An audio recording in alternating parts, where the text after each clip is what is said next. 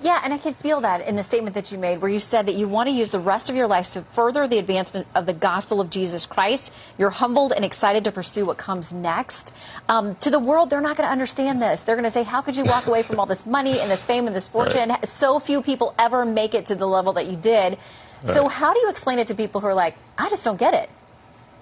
It's almost one of those things where you almost just got to, the Bible say, taste and see that the Lord is good. You almost have to taste it and see in order to understand where I'm coming from. I get the perspective of, I'm walking away from a lot of money, a young, quote unquote, promising career. But the fact is that that's not promised, and tomorrow is not promised. And so today is the day that I want to decide to make sure that I give God my everything. I think 27 years old, they say, is the prime of life. And so I wanted to just make sure that my prime was spent serving God in the greatest capacity that I ever possibly can. And really, not just my prime, but till I take my last breath.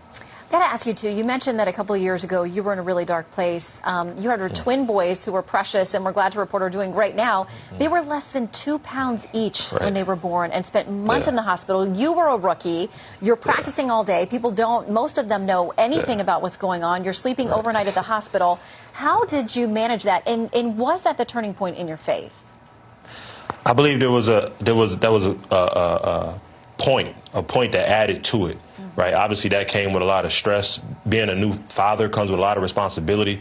And so that added to it, especially seeing them in condition that they were in. A roller coaster of emotions was that time frame filled of. And I thank God that he brought them through it. And that definitely added, to the conviction that God was pricking at my heart. I grew up in the church and like many was just kind of running from God, trying to do my own thing. And he was really, really pricking at my heart like, come on.